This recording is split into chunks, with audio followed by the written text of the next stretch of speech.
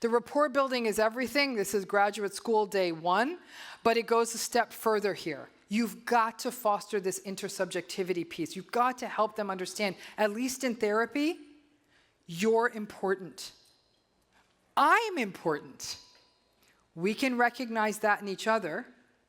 And if we make therapeutic misses, we acknowledge them and say, I am so sorry, I didn't get that right.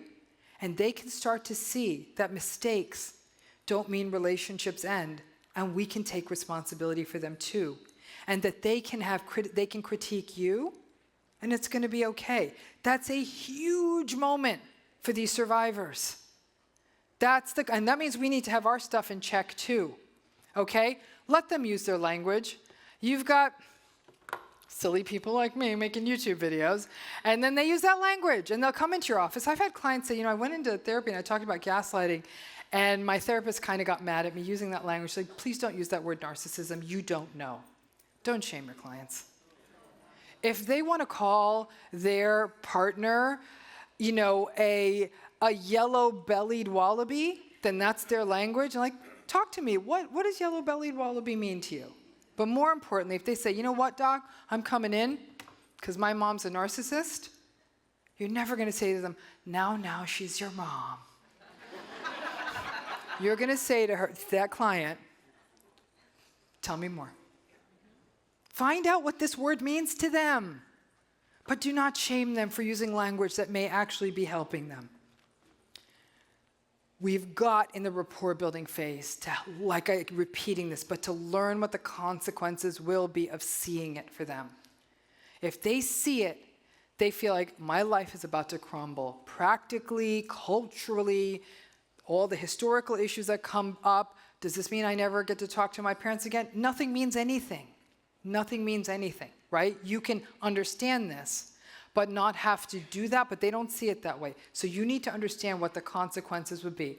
But if you only take one thing from today, this group won't do this, but in case you ever did, never ask them why you didn't leave. And you know how many people ask them that? Friends, family members, therapists, co-workers, why didn't you leave? If ever a more disrespectful question existed, you'll get there. They'll give you that answer.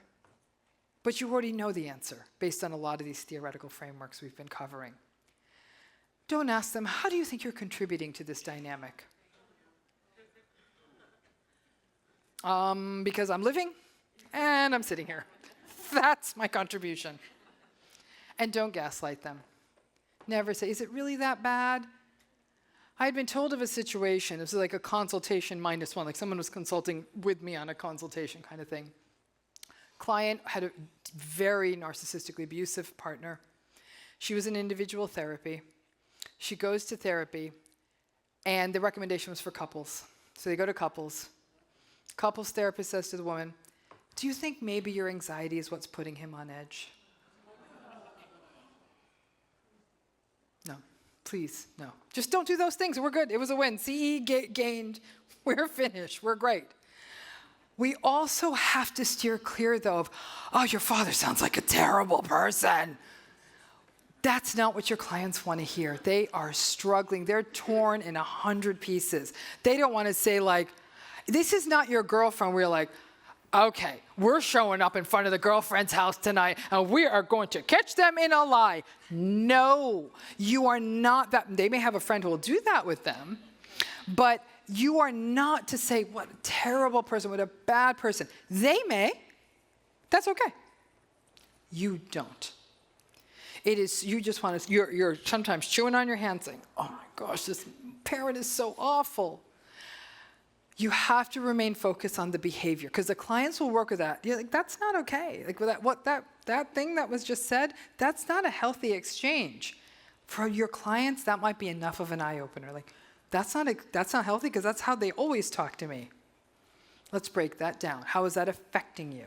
That goes a long way with them, but it can't be that they're a terrible person. But what you got to remember is the trust we create in that room can then open up their willingness to see that betrayal.